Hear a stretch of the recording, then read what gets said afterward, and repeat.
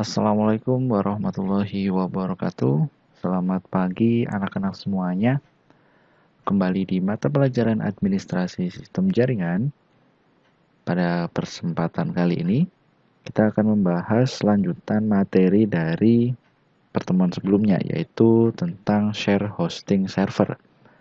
Di mana pada pertemuan kali ini, nanti kita akan membahas bagaimana cara memanfaatkan share hosting server untuk pembuatan web ataupun blog.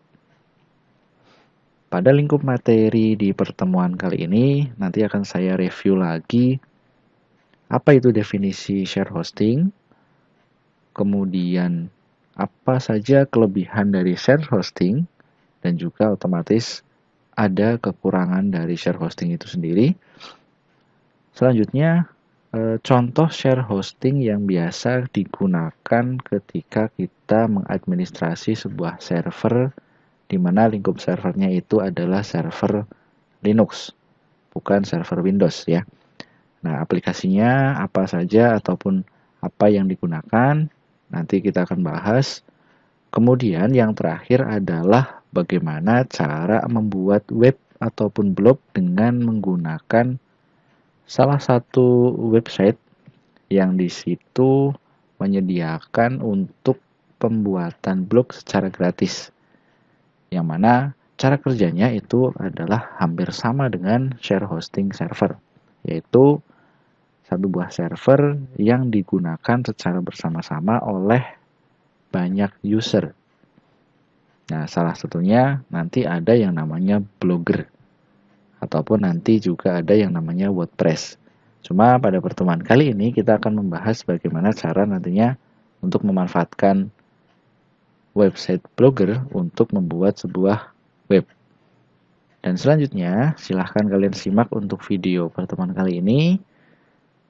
Dicermati dengan baik dan juga di-download materinya agar nanti mudah dalam mengerjakan penugasan di pertemuan kali ini. Karena hari ini saya akan mengambil untuk penilaian keterampilan kalian. Oke, silahkan disimak untuk videonya. Oke, saya lanjutkan. Hari ini ada share hosting server. Apa itu share hosting server? Sebelumnya sudah saya singgung, ini salah satu jenis hosting. Share hosting itu adalah layanan hosting di mana sebuah account hosting itu ditaruh bersama-sama dengan account hosting yang lainnya dalam satu server yang sama dan memakai service bersama-sama juga. Jadi ada satu server yang digunakan secara bersama-sama oleh beberapa hosting yang dimiliki oleh setiap orang. Jadi makainya bersama-sama. Nah, ini layanan share hosting ini dipilih sama user web itu dengan ciri khasnya itu hostingnya lebih murah. Namun, spesifikasi server yang bagus juga. Di mana share hosting itu biasanya menggunakan sistem kontrol panel berbasis web. Ada cPanel, direct admin, ada flash, dan sebagainya. Itu adalah share hosting. Nah, kemudian di sini kelebihan dari share hosting sendiri, dari segi biaya itu cukup murah. Ada yang gratis juga ya. Kemudian lebih mudah digunakan bagi pemula. Itu kita tidak perlu harus menguasai bahasa pemrograman menggunakan coding itu. Ada kontrol panelnya mudah digunakan, pre-configure server, kemudian menyediakan support yang siap membantu kita ketika kesulitan selama 24 jam. Jadi siap setiap saat. Maintenance dan administrasi server itu dilakukan oleh penyedia hostingnya. Jadi kita tidak perlu melakukan maintenance. Backup itu nggak perlu. Apabila ada permasalahan pada server, maka penyedia server itu akan memperbaiki permasalahan tersebut. Jadi kita tinggal pakai, jadi nggak perlu repot-repot harus ke servernya memperbaiki itu nggak. Karena kita menggunakan share hosting server. Dari kelebihan pasti juga ada kekurangan. Untuk kekurangan share hosting server itu sedikit atau mungkin sama sekali itu kita tidak bisa mengontrol konfigurasi servernya. Karena itu kita dibatasi. Penggunaan share hosting memiliki akses yang sangat terbatas pada server dan hanya dapat mengakses serta mengelola filenya sendiri. Jadi yang dikelola itu file kita sendiri. File servernya itu kita tidak bisa mengaksesnya. Untuk seluruh setting batasan, itu sudah ditentukan oleh pengelola server. Nah, ketika ada pelanggaran pada ketentuan, pengelola server dapat mengakibatkan penahanan hingga penghapusan akun hosting. Jadi ketika nanti kita melanggar menggunakan share hosting, hosting kita pasti akan dicabut atau bahkan hilang, dihapus. Kemudian yang paling utama, apabila trafficnya tinggi di website pengguna lain, maka hal tersebut akan mempengaruhi kinerja situs pengguna lainnya. Karena di sini share hosting itu digunakan bersama-sama, satu server dipakai barengan. Jadi misalkan ada satu pengguna kok menggunakan website itu terlalu berat, banyak sekali fitur-fitur yang dimasukkan di web tersebut, nanti akan berefek kepada pengguna hosting yang lainnya, akan menjadi lambat webnya. Padahal walaupun webnya si pengguna yang lain itu sudah ringan, ketika dibuka itu langsung buka tanpa perlu loading lama. Nah, itu kekurangan dari share hosting. Kemudian untuk contoh share hosting yang nantinya bisa kita gunakan pada server Debian itu ada IMSCP, Internet Multi Server Control Panel. Di sini identik dengan proyek open source yang bertujuan untuk membangun sebuah control panel multi server yang lebih terfokus pada penggunaan secara pribadi dan profesional. Aplikasinya ini sangat cepat dan juga user friendly. Nah, di sini IMSCP itu digunakan hanya pada 2 distro Linux, yaitu ada Debian dan juga Ubuntu LTS, di mana Debiannya itu versi 7 ke atas dan Ubuntunya versi 12.04 ke atas. Untuk fiturnya di situ juga sudah banyak, ada custom DNS, event manager, external mail server, ada MySQL database-nya, dan sebagainya, masih banyak lagi ya di sini. Nah, selanjutnya di sini saya akan membahas web blog dengan Blogger. Perlu diketahui berdasarkan cara mendapatkannya itu hosting bisa kita dapatkan secara cuma-cuma dan juga ada pula yang berbayar. Nah, misalkan pada hosting di situs www.wix.com itu kita ditawarkan untuk memilih hosting gratis. Namun, domain yang didapatkan itu juga mengikutkan nama wix.com-nya. Karena kita gratis, jadi misalkan nanti kita membuat aschkt2.com, karena kita gratis menggunakan situs wix.com, maka domainnya bukan aschkt2.com, tapi .wix.com. Sama juga ketika kita membuat blog atau web menggunakan WordPress ataupun Blogger. Nanti ya di belakangnya domainnya adalah .wordpress.com atau .blogspot.com. Ada juga Weebly, ada juga blog detik. Nah, kenapa saya menggunakan Blogger? Ini nanti untuk pembuatannya juga sangat mudah, walaupun nantinya ada yang pakai WordPress. Cuma WordPress di situ kesininya itu harus berbayar. Fitur-fiturnya ketika mau upgrade atau update supaya lebih bagus itu harus bayar. Kalau Blogger itu enggak, karena sudah terintegrasi dengan Google, di mana nantinya itu ada fasilitas Google AdSense. Di sini bisa kita gunakan untuk menghasilkan uang dengan programnya yaitu Pay per Click. Ada iklan dari Google, ketika orang lain mengunjungi website kita kemudian mengeklik iklan itu, per kliknya nanti dibayar oleh Google dengan syarat dan ketentuan yang berlaku. Nah, untuk langkah-langkah membuat webnya, itu saya sudah lampirkan pada file materi yang ada di deskripsi video ini. Silahkan kalian download dulu. Nah, di sini saya buka untuk materinya. Nah, untuk langkah-langkahnya langsung saja. Silahkan nanti kalian buka browser, ya, ketikkan Blogger. Nah, selanjutnya kalian pilih yang buat blog yang unik. Kenapa? Supaya di situ bahasanya bahasa Indonesia, bukan bahasa Inggris. Setelah diklik, ya, nanti akan muncul tampilan ini.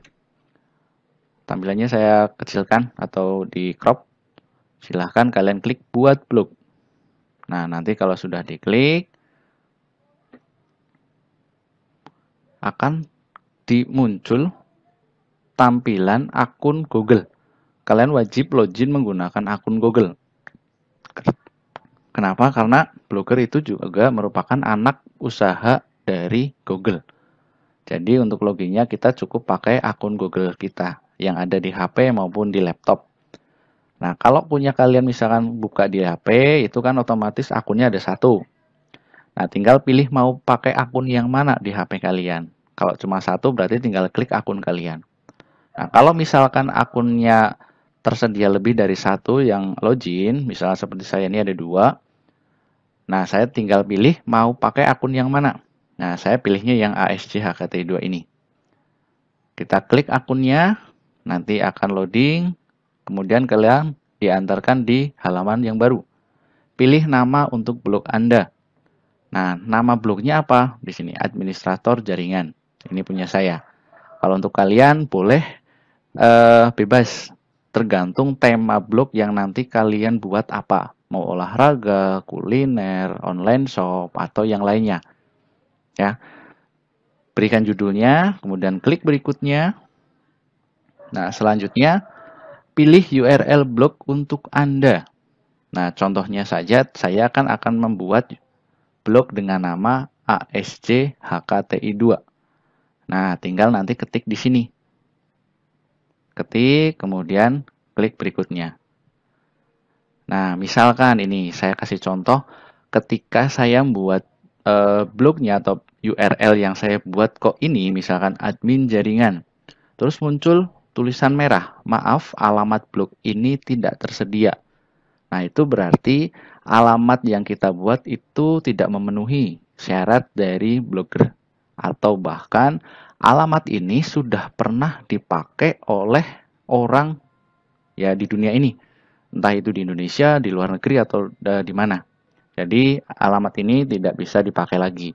Silahkan buat URL dengan nama kalian boleh ataupun nama yang unik juga nggak masalah, yang penting tersedia. Nah, kalau misalkan sudah berhasil, nanti tampilannya berubah.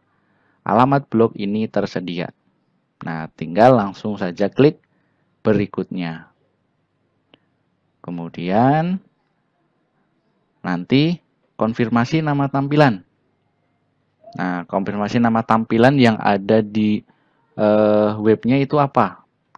Kita ketikkan, misal kalau saya kan fokus di jaringan, nyontohinnya berarti administrasi sistem jaringan.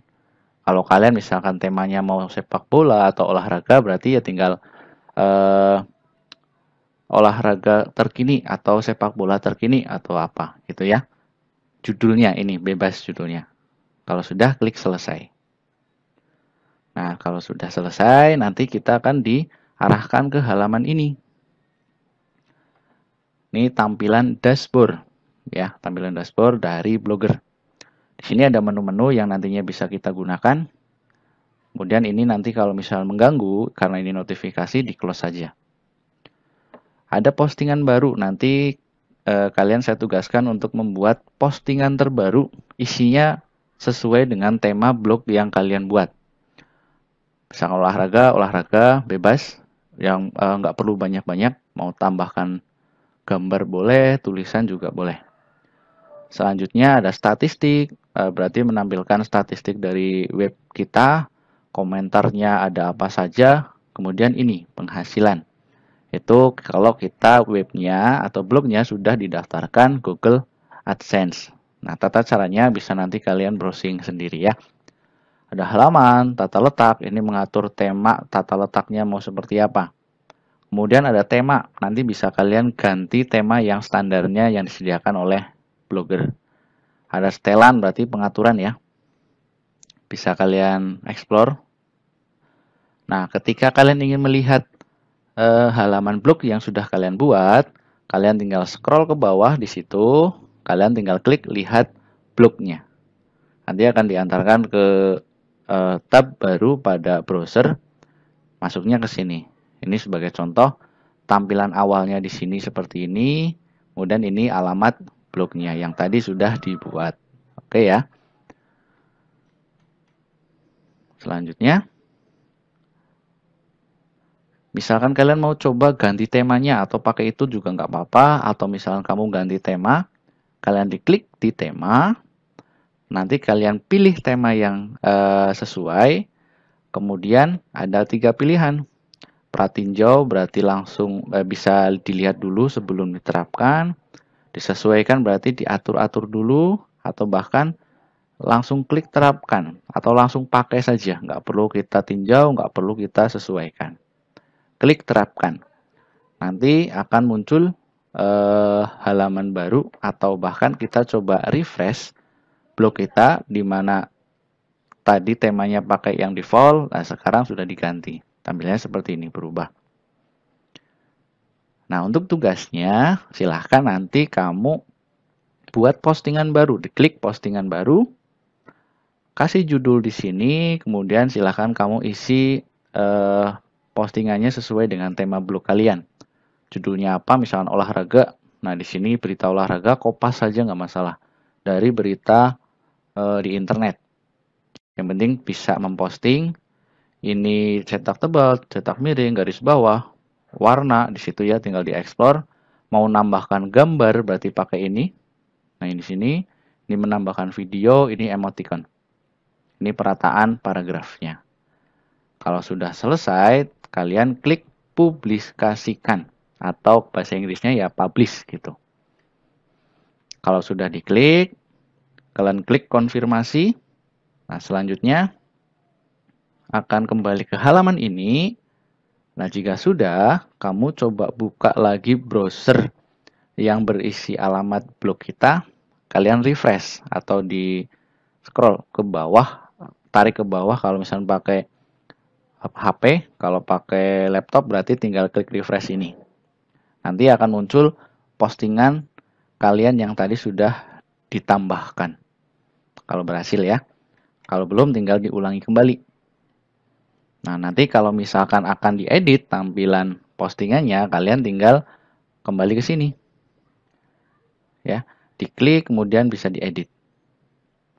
Oke, untuk materinya sampai di situ.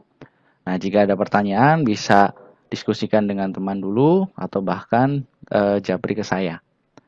Nah, selanjutnya untuk penugasannya nanti saya akan lampirkan linknya di sini.